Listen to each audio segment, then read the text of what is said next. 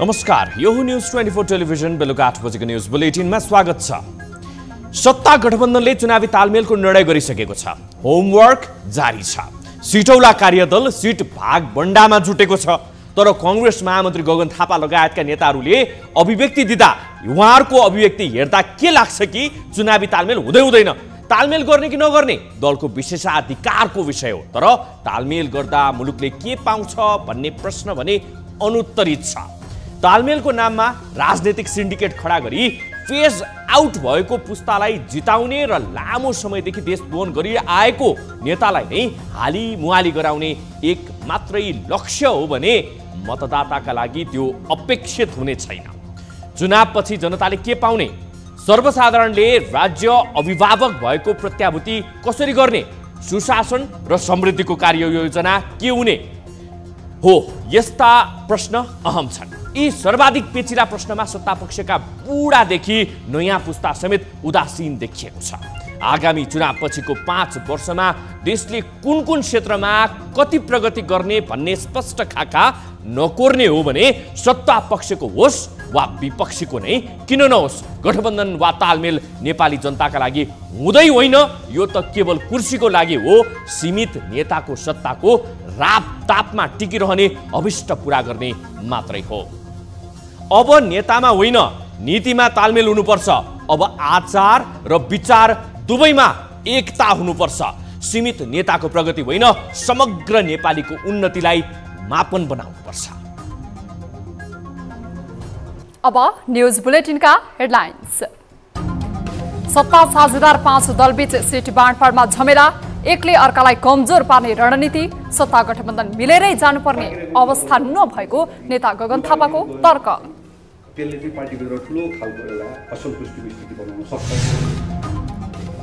महाधिवेशन सम्पन्न भएको 8 महिनापछि माओवादी केन्द्रको पदाधिकारीलाई पूर्णता, शर्मा र पुनको हानाथापका कारण देव गुरुङ बने महासचिव। देव गुरुङ, गिरिराजमणि पोखरेल, वर्षमान पुन, जनार्दन शर्मा, शक्ति बस्ने, लीलामणि पोखरेल।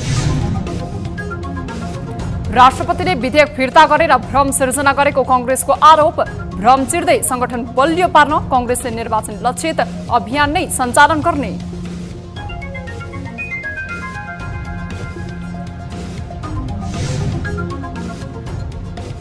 माओवादी अध्यक्ष दाहालसँग युरोपेली युनियनका राजदूतहरूको भेट, गम्भीर मानवाधिकार उल्लङ्घनका घटना र पीडितहरूको पुनरावेदनबारे चासो।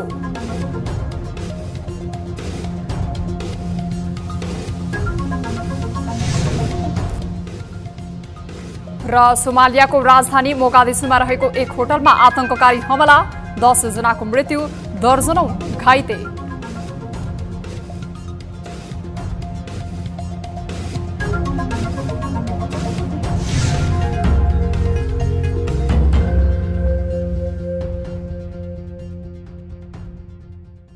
हामी निरन्तर न्यूजमा छौं।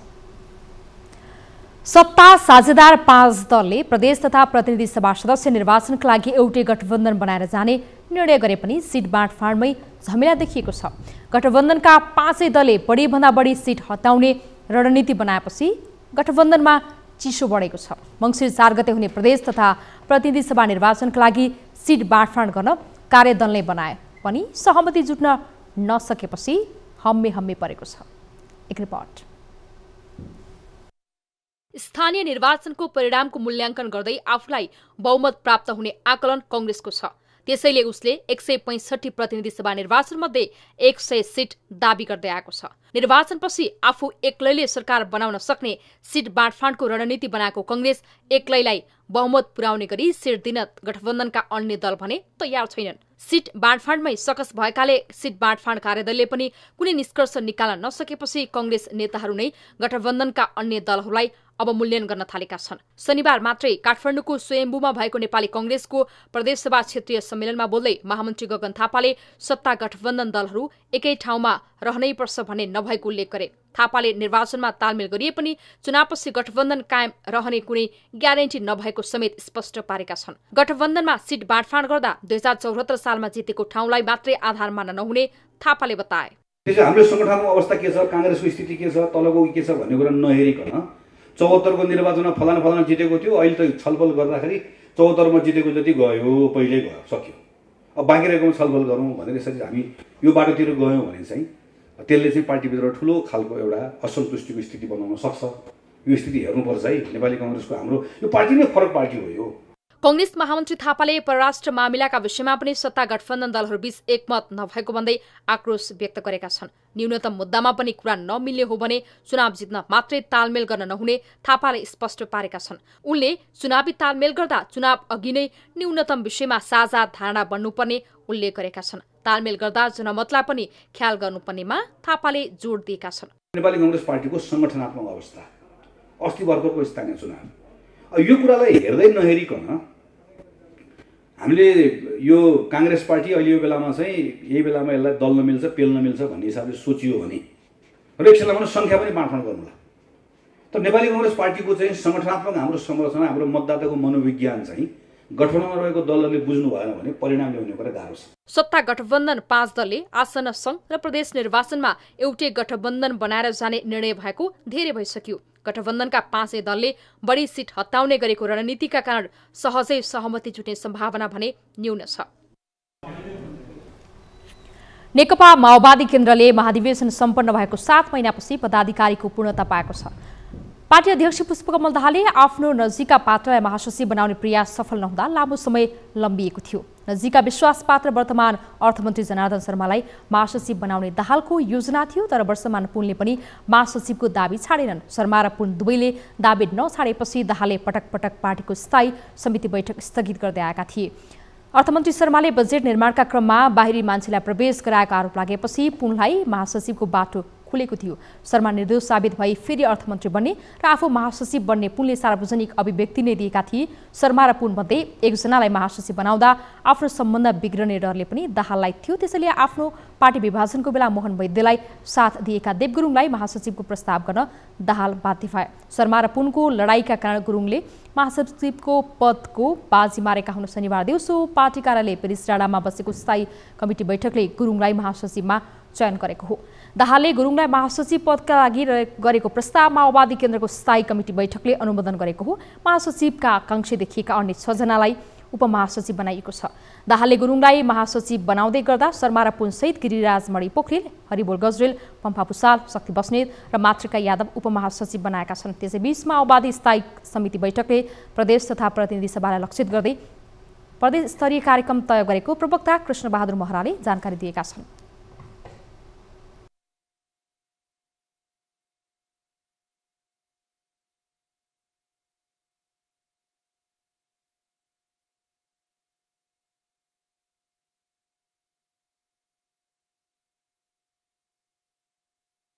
मध्य प्रदेशको प्रशिक्षण कार्यक्रम राखेका छौँ। बैठक 10 गते 1 नम्बर प्रदेशको राखेका छौँ, 12 गते बागमती प्रदेशको राखेका छौँ, 9 गते गण्डकी प्रदेशको राखेका छौँ, 11 गते लुम्बिनीको, 16 गते कर्णालीको, 17 गते सुदूरपश्चिम, 13 गते विशेषको र 15 गते सम्पर्क समन्वय समितिको बैठक तथा प्रशिक्षण। बैठकमा संघ तथा प्रदेश निर्वाचनको सन्दर्भमा पनि छलफल गरी केही महत्त्वपूर्ण निर्णयहरू गरिएको प्रवक्ता महराले जानकारी दिएका छन्।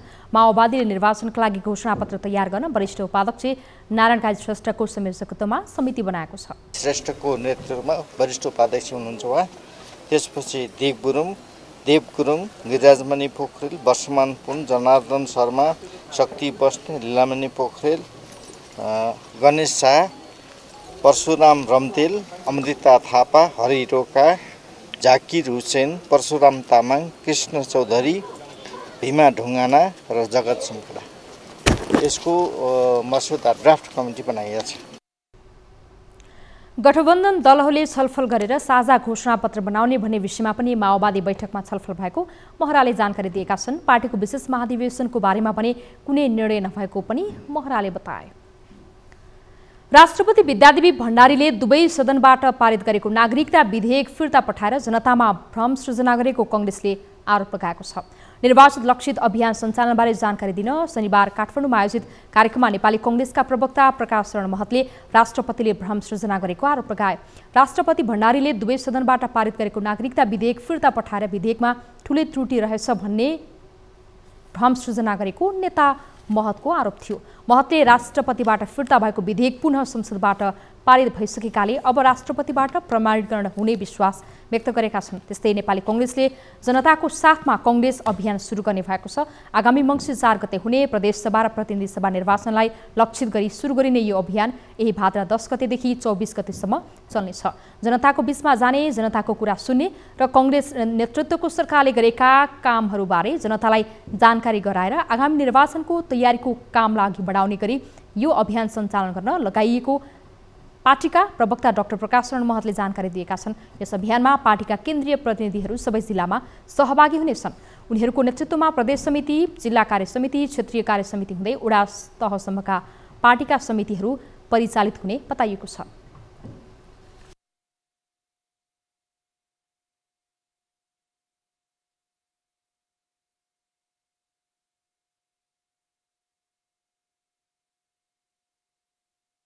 आउने 10 गतेबाट सुरु हुन्छ र 24 गते यसको प्रथम चरणको यो दोस्रो चरणको प्रथम पाठ चाहिँ हामी सम्पन्न गर्छौं। यो अभियानलाई हामीले जनताको साथमा कांग्रेस भनेर नाम दिएका छौं। पहिला घर घर जाऊ नेपाली कांग्रेस जिताऊ भन्ने नाम हामीले दिएका थियौं। अहिले जनताको साथमा कांग्रेस अभियान आउँदो भाद्र 10 गतेदेखि भाद्र 24 गतेसम्म सञ्चालन हुन्छ। प्रवक्ता महतले प्रदेशसभा र प्रतिनिधि सभाको निर्वाचनपछि पनि आफ्नो पार्टीको नेतृत्वमा सरकार बन्ने गरी चुनावी प्रचार अभियान जारी रहेको समेत जानकारी दिएका थिए। सरकारका प्रवक्ता समेत रहेका सञ्चार तथा सूचना प्रविधि मन्त्री ज्ञानेन्द्र बहादुर कार्कीले नागरिकता विधेयक जस्ताको तस्तै पारित हुनु आवश्यकताको माग भएको बताएका छन्। शनिबार सुनसरीको बरहा क्षेत्र नगरपालिका वडा नम्बर 10 मा आयोजित एक कार्यक्रममा मन्त्री कार्कीले यस्तो बताएका हुन्। उनले संसदले पारित गरी प्रमाणीकरणका लागि राष्ट्रपति समक्ष पठाएको विधेयक फिर्ता आए पनि अब पुनः जस्ताको तस्तै पठाउन लागेको बताए। यो टकरावको बेला नभएकाले मुलुकमा एकता, सद्भाव र आन्तरिक एकतालाई अझ मजबुत गरेर जानुपर्ने उनको तर्क छ। राष्ट्रपतिबाट नागरिकता विधेयक फिर्ता पठाउनु गलत भएको भन्दै उनले त्यो गल्ती अब नदोहोरिने विश्वास समेत व्यक्त गरेका छन्।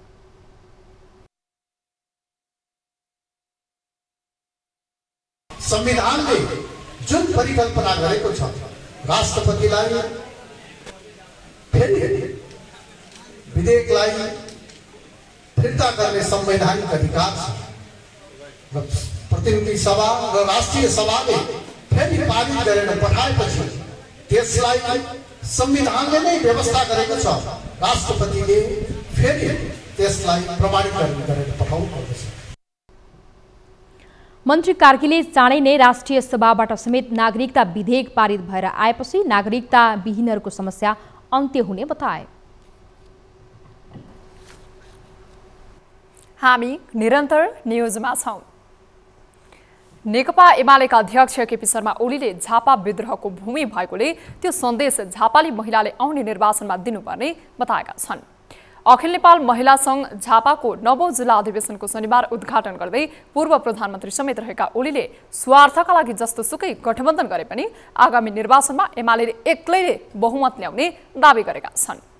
एक वर्षमा यस्तो चाल छ भने अर्थतन्त्र ध्वस्त भएको छ, देश ओह्रालो लागेको छ, लोकतान्त्रिक संस्कृति समाप्त भएको छ। एक वर्षमा यस्तो हालत छ भने एक वर्षमा गठबन्धन राजनीतिक भाषा बोल्न छोडो, मसलको भाषा बोल्छ।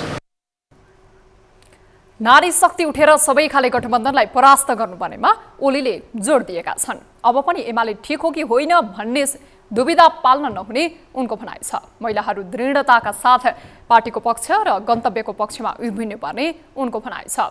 सम्पूर्ण महिलालाई उठाउन, परिचालित गर्न र जिताउने भूमिका अनेवा संघले निर्वाह गर्न सक्ने भन्दै ओलीले अहिलेको एकमात्र लक्ष्य मङ्सिरमा चुनाव जित्नु हुनुपर्ने बताएका छन्। झापा एमालेमय बन्दै देशभरिलाई दृष्टान्त दिने गरी भूमिका खेल्नुपर्नेमा उनले जोड दिएका छन्।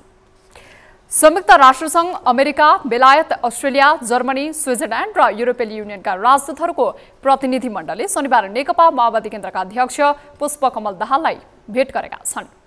दाहाल निवास कुमलटारमा बिहान भएको भेटमा राजदूतहरूले नेपालको शान्ति प्रक्रिया टुङ्गोमा पुग्दै गरेकोमा खुसी व्यक्त गरेको दाहालका स्वकीय सचिव रमेश मल्लले जानकारी दिएका छन्। भेटमा उनीहरूले गम्भीर मानवाधिकार उल्लङ्घनका घटना र पीडितहरूको पुनरावेदनको अधिकारबारे पनि चासो राखेका छन्। जवाफमा अध्यक्ष दाहालले नेपालको शान्ति प्रक्रियामा संयुक्त राष्ट्रसङ्घ र अन्तर्राष्ट्रिय समुदायको सकारात्मक योगदानको चर्चा गरेका थिए। विस्तृत शान्ति सम्झौता र संक्रमणकालीन न्यायका संवेदनशीलताप्रति राजनीतिक तहमा गम्भीर छलफल भएको दाहालको भनाइ छ। सर्वोच्च अदालतको आदेश, पीडितको आवाज र अन्तर्राष्ट्रिय चासोलाई ध्यान दिएर यो प्रक्रियालाई टुङ्गोमा पुर्याइने दाहालले बताएका छन्। सरकारले द्वन्द्वकालीन घटनालाई मानवाधिकारको उल्लङ्घन र मानवाधिकारको गम्भीर उल्लङ्घन पनि दुई भागमा विभाजन गर्ने गरी संक्रमणकालीन न्याय सम्बन्धी विधेयक दर्ता गराएको छ।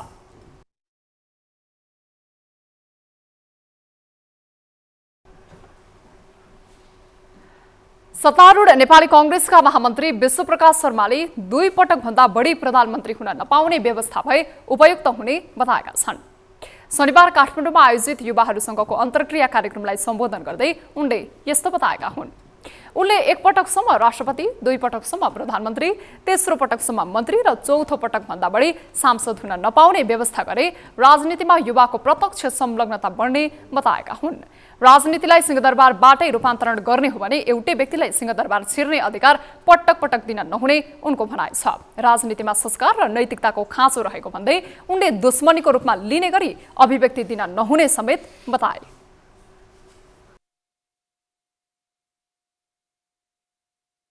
राजनीतिमा रूपान्तरण भन्दै गर्दा पहिलो नम्बर सिंहदरबारबाट एक्जिट पोलिसी चाहिँ 1 2 3 गर्नै पर्यो। त्यति भएपछि जुनसुकै दल होस्, जतिसुकै योग्य होस्, जतिसुकै प्रबल होस्, जनताले रुवावासी गरेर उहाँ गरेर गयो भने जनता रुन भएन। त्यसपछि मैले छोड्नु पर्यो एउटा एक्जिट पोलिसीको कुरो। अर्को चाहिँ के हो भन्दाखेरि भने काङ्ग्रेसको मञ्चमा बसेर कम्युनिस्टमा गाली नै गर्नुपर्ने, कम्युनिस्टको मञ्चमा रहेर काङ्ग्रेसलाई गाली नै गर्नुपर्ने, हामीले अर्कोलाई दुश्मनै देख्नुपर्ने राजनीतिमा गर्न छोड्नु पर्यो। महामन्त्री शर्माले युवाहरूका लागि लोकतन्त्र र विकास अनिवार्य रहेको भन्दै त्यसका लागि मुलुकमा काम भइरहेको समेत बताएका छन्। पछिल्ला दिनहरूमा काठमाडौँको फोहोर व्यवस्थापनका लागि सडकदेखि सदनसम्म चर्को आवाज उठिरहेको छ। तर यसको व्यवस्थापनका लागि ठोस कदम के त, यसबारे टुङ्गो लाग्ने छाँटकाँट भने देखिएको छैन।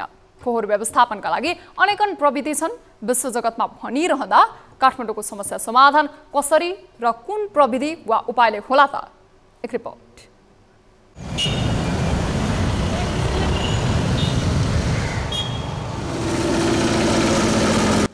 काठमाडौँको फोहोर व्यवस्थापनको विषय विगतका वर्षभन्दा जटिल अवस्थामा देखिएको छ। जनस्वास्थ्यलाई नै जोखिममा राखिरहेको यस समस्याको समाधान अब तत्काल नखोजे सरुवा रोगदेखि दीर्घ रोगको सहज शिकार हुनुपर्नेछ काठमाडौँवासीले। तर उपाय के त? विज्ञहरूले सुझाए अनुसार काठमाडौँको फोहोर व्यवस्थापनका लागि यस्ता उपाय उपयुक्त हुन सक्छन्। नेपालमै बनेको प्रविधिको प्रयोग। हेटौडा उपमहानगरपालिका वडा नम्बर 8 मा विगत 4 वर्षदेखि जापानी प्रविधिको प्रयोग गरेर फोहोरबाट विद्युत उत्पादन गर्ने मेसिन निर्माण गरेर विदेश निर्यात भइरहेको छ। यो मेसिनले कुहिने तथा नकुहिने फोहोर प्रशोधन गरेर ऊर्जा उत्पादन, क्लिङ्कर, पत्थर, कोइला र मल लगायतका सामग्री उत्पादन गर्छ। यस प्रविधिलाई पनि काठमाडौँ महानगरले परीक्षण गर्न सक्छ। Waste to energy conversion machine यो जापानिज मेसिन हो। हामीले यहाँ म्यानुफ्याक्चर गरेर जापानमा पठाउँछौँ र जापानले विश्वको मार्केटहरूलाई चाहिँ यो गर्छ।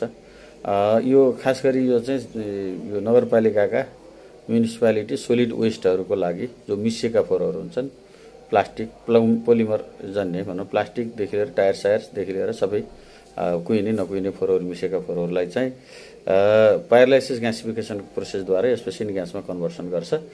फोहोरको स्रोतमै वर्गीकरण। उत्पादन स्थलमै कुहिने र नकुहिने, जोखिमयुक्त र साधारण फोहोर छुट्याउन सके फोहोर व्यवस्थापनमा निकै सहजता आउन सक्छ। काठमाडौँ उपत्यकाका नगरहरूले उपत्यकावासीलाई सहज हुने गरी फोहोर छुट्याएर राख्न सक्ने ठाउँ उपलब्ध गराए यो उपाय प्रभावकारी देखिन्छ। फोहोर उत्पादनमा कमी। उपत्यकावासीले सकेसम्म फोहोर उत्पादन कम गर्ने बानी बसाल्नु पनि व्यवस्थापनका क्षेत्रमा उत्तिकै आवश्यक देखिन्छ। अझ प्लास्टिकजन्य वस्तुको प्रयोगमा कमी ल्याउनु अति आवश्यक छ। सीमित साधनको अधिकतम प्रयोग। काठमाडौँ महानगरले करिब 5 वर्ष अगाडि टेकुमा फोहोर प्रशोधन गर्ने भनी डाइजेस्ट प्लानिङ 2 करोडमा खरिद गर्यो। तर यो मेसिन अहिले अलपत्र अवस्थामा छ। यो मेसिनलाई प्रयोगमा ल्याउन सके अहिलेको जटिलतालाई सहज बनाउन महत्त्वपूर्ण भूमिका खेल्ने देखिन्छ।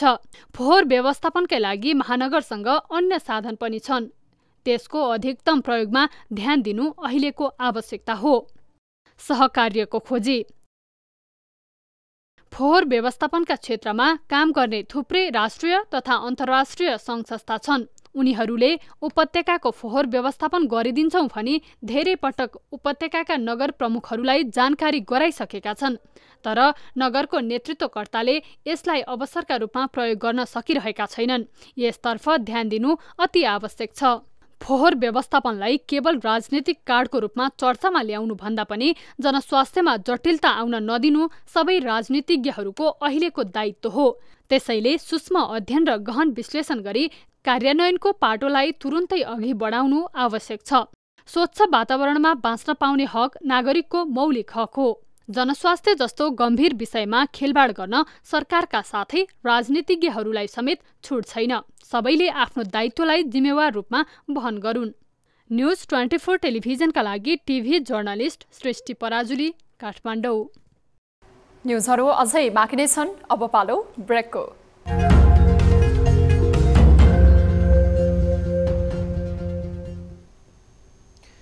हामी निरन्तर न्युजमा छौं।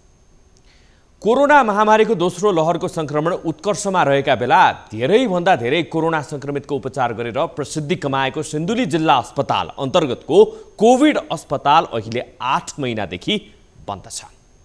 कोरोना संक्रमणको ग्राफ फेरि बढिरहेका बेला अस्पताल नै बन्द भएपछि जिल्लावासी चिन्तित बनेका छन्। एक रिपोर्ट।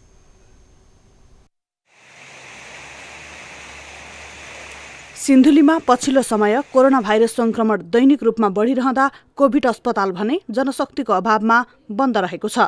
बागमती प्रदेश सरकार स्थानीय तह र जनस्तरबाट रकम संकलन गरेर करिब 3 करोड रुपैयाँमा निर्माण गरिएको अस्पताल जनशक्तिको अभावमा 8 महिनादेखि बन्द भएको हो।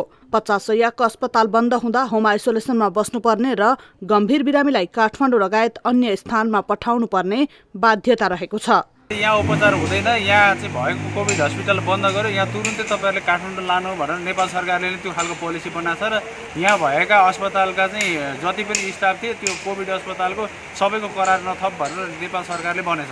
अहिले यस्तो बिजोग भयो कि कर्मचारी पनि छैन, अस्पतालमा बिरामी मात्रै छन्। अब यहाँबाट चाहिँ काठमाडौँ लाँदाखेरि तपाईँको खर्च लाग्छ, यताउता फेरि अब नचिन्ने जनताहरूले समस्या छन्। अब कुन हस्पिटल जानुपर्ने, कुन हस्पिटल लानुपर्ने सोध्नु पर्यो, त्यसमा पनि धेरै गाह्रो हुन्छ। बजेट अभाव भएपछि कर्मचारी धान्न नसकेर चिकित्सक, नर्स सहितका 49 जना कर्मचारीलाई बिदा गरी अस्पताल पूर्ण रूपमा बन्द गरिएको हो। जिल्ला अस्पतालका अनुसार जिल्लामा अहिले 49 जना कोरोना संक्रमित होम आइसोलेसनमा छन्। कोरोना पनि यो चौथो लहर भनौँ चाहिँ केसहरू पोजिटिभ आइरहेको अवस्था छ। अब एकजना मात्र भर्खरै मात्र पोजिटिभ आउनुभयो।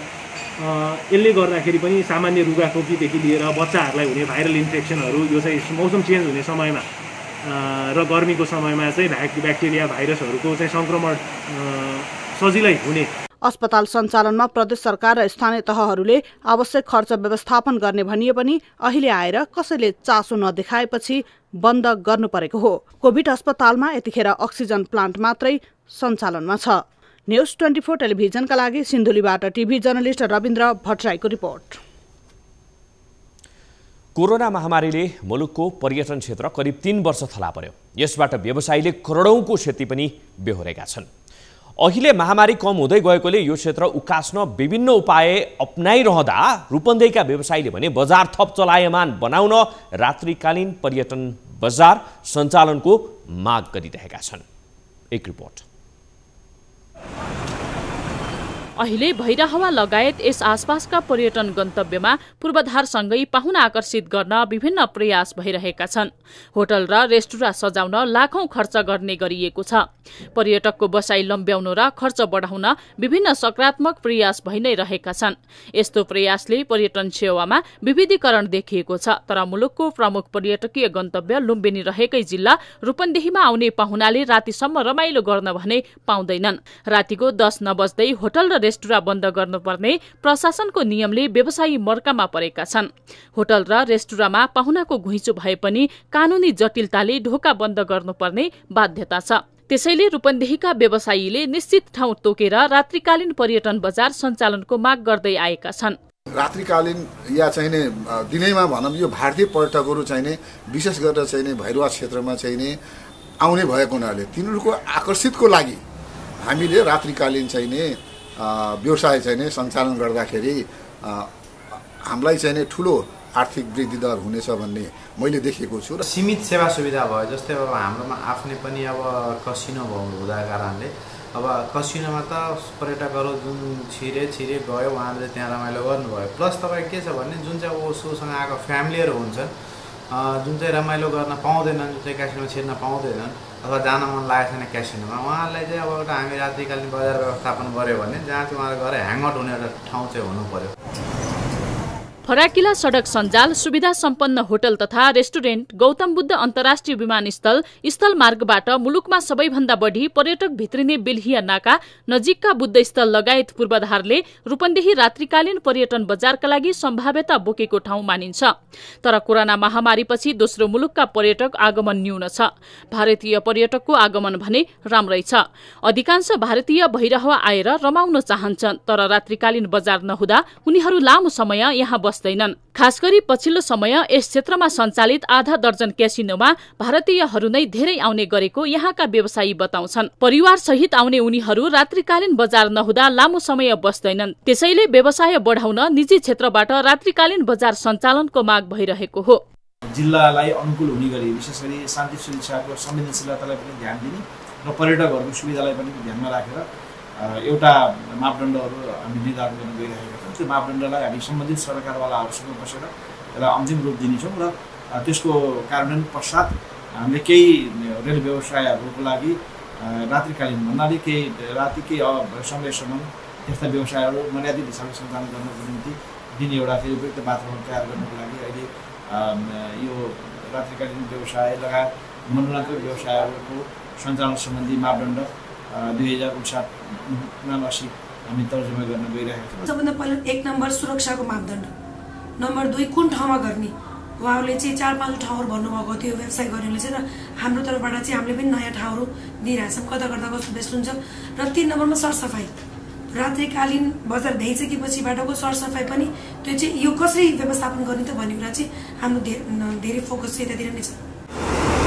रात्रिकालीन पर्यटन बजार शुरू भए यसले भैरहवामा पर्यटकको बसाई अवधि लम्ब्याउन, विदेशी मुद्रा आर्जन गर्न र आर्थिक क्षेत्र चलायमान बनाउन सहयोग पुगी धरायसी बनेको पर्यटन क्षेत्रलाई उकास्न सहयोग पुग्ने यहाँका व्यवसायीको विश्वास छ। न्यूज 24 टेलिभिजनका लागि रूपन्देहीबाट टिभी जर्नलिस्ट प्रकाश न्यौपानेको रिपोर्ट।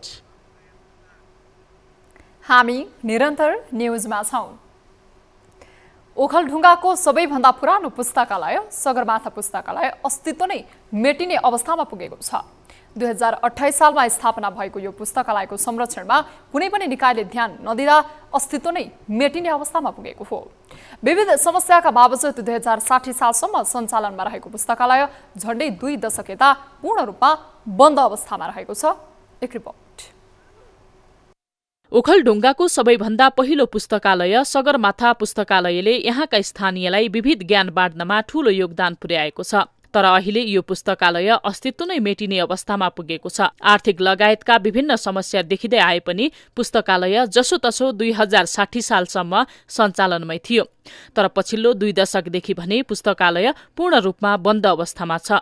पुस्तकालय बन्द भएसँगै भवन समेत जीर्ण बनिसकेको छ भने यहाँ रहेका पुस्तकहरूको नाम निशान नै मेटिसकेको छ। यो जीर्ण अवस्था भएको चाहिँ धेरै वर्ष भयो। यो चाहिँ 2 बजारको अथवा सिद्धिचरण नगरपालिकाको 11 नम्बर वडा र 12 नम्बर वडाको बीच सेन्टरमा पर्ने यो चाहिँ अब सबैको अनुहार चाहिँ यसमा लाग्नुपर्ने अहिलेसम्म नेताहरूको अनुहार चाहिँ अहिलेसम्म यसमा लागेको छैन। त्यसो त यो पुस्तकालय बीचबीचमा बन्द हुँदै आएको थियो। बन्द अवस्थामै रहेको पुस्तकालय 2046 सालबाट तदर्थ समिति गठन गरेर स्थानीयहरूले सञ्चालनमा ल्याएका थिए। अहिले बन्द अवस्थामा रहेको पुस्तकालयको संरक्षण र पुनः सञ्चालनमा कुनै पनि निकायले ध्यान दिएको पाइँदैन। तर तदर्थ समितिले भने पुस्तकालयलाई पुनः जीवन दिन पहल सुरु भएको जनाएको छ। त्यतिकै थकित राखिएको थियो। अब त्यसो हुँदाहुँदै यो पुस्तकालय पनि अलि सक्रिय रूपमा अगाडि बढ्न सकेन, त्यतिकै यो चाहिँ रहेको छ। अब चाहिँ यसलाई फेरि सक्रिय रूपमा चाहिँ अगाडि बढाउनुपर्छ भनेर यहाँको युवा साथीहरू र यहाँको अधि बुद्धिजीवीहरूसँग समन्वय पनि भएको छ र सम्बन्धित निकाय केन्द्रीय स्तरमा पनि समन्वय अगाडि बढ्दैछ। सदरमुकामको मध्यभागमा रहेको यो पुस्तकालय पुनः सञ्चालनमा ल्याउन स्थानीय निकायले पनि ध्यान दिन आवश्यक रहेको स्थानीयहरू बताउँछन्। न्यूज 24 टेलिभिजनका लागि ओखलढुङ्गाबाट टिभी जर्नलिस्ट राज दयालको रिपोर्ट। अब बिजनेस न्यूज।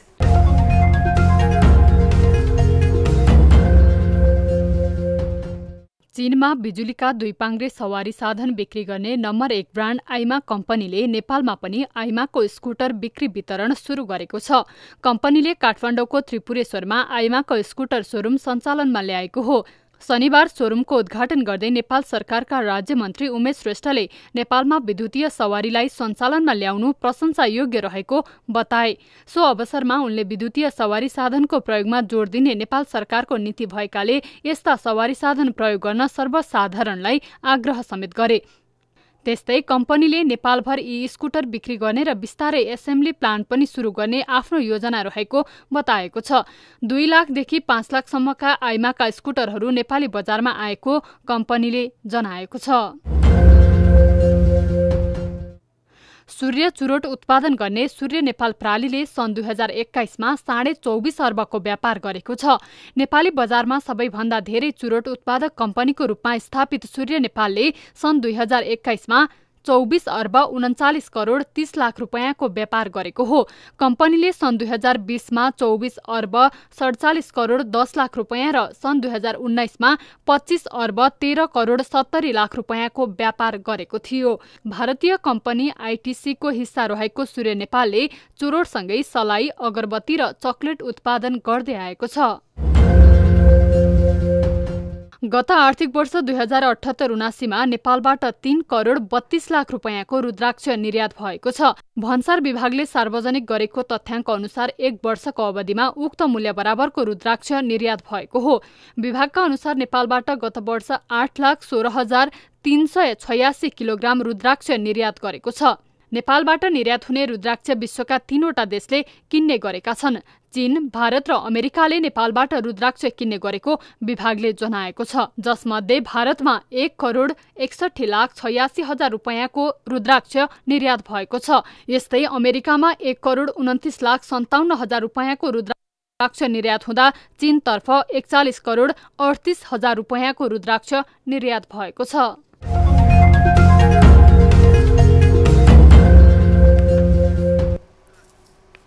न्युजहरू अझै बाँकी नै छन्, अब पालो ब्रेकको।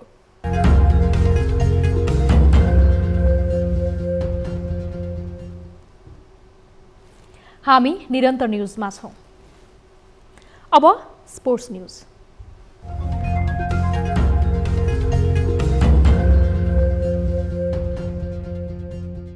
नेपाल क्रिकेट संघ क्यानले क्रिकेटतर्फ विश्वकै ठूलो डिजिटल प्लेटफर्म सम्बन्धी कम्पनी क्रिक एचक्यूसँग सम्झौता गरेको छ।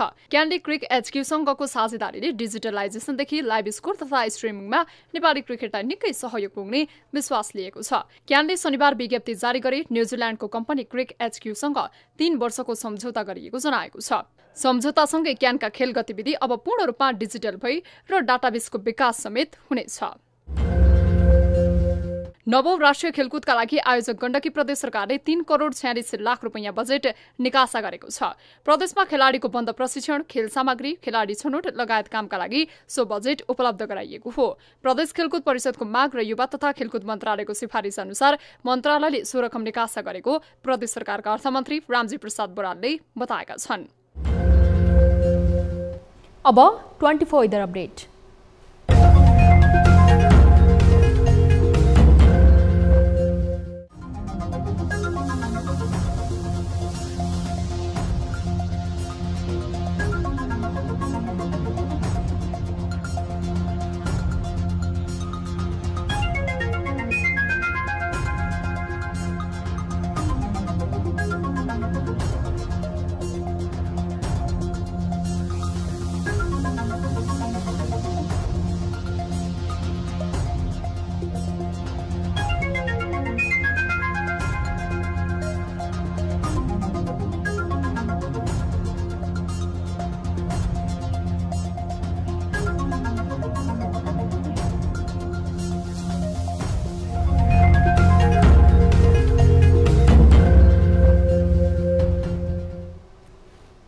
अब न्यूज बुलेटिनको अन्त्यमा पुनः हेडलाइन्स।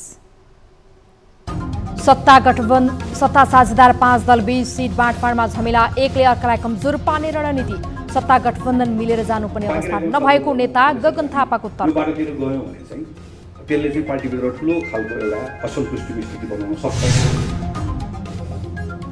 महाधिवेशन सम्पन्न भएको 8 महिनापछि माओवादी केन्द्रको पदाधिकारीलाई पूर्णता। शर्मा र पुनको हानथापका कारण देव गुरुङ बने महासचिव। देव गुरुङ, गिरिराजमणि पोखरेल, वर्षमान पुन, जनार्दन शर्मा, शक्ति बस्ने, लीलामणि पोखरेल। राष्ट्रपतिले विधेयक फिर्ता गरेर भ्रम सृजना गरेको कङ्ग्रेसको आरोप। भ्रम चिर्दै संगठन बलियो पार्न कङ्ग्रेसले निर्वाचन लक्षित अभियान सञ्चालन गर्ने।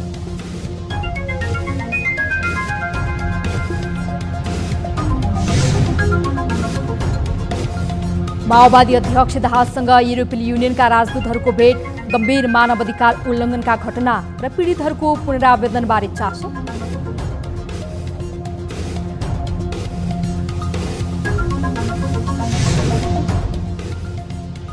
र सोमालियाको राजधानी मोगादिसुमा रहेको एक होटलमा आतंककारी हमला, 10 जनाको मृत्यु, दर्जनौं घाइते।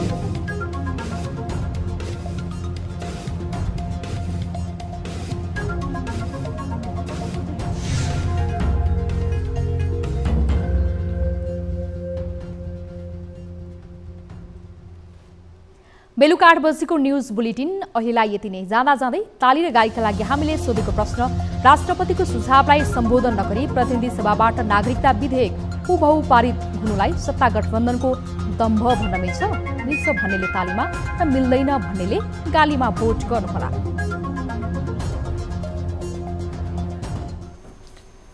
थप न्यूजका लागि हाम्रो वेबसाइट www.news24nepal.com हेर्नुहोला। साथै हामीलाई फेसबुक, ट्विटर र युट्युबमा पनि फलो गर्न सक्नुहुनेछ। यस्तै मोबाइल, भाइबर र इमेलबाट 24 डेस्कमा समस्या र गुनासो गर्न सक्नुहुनेछ।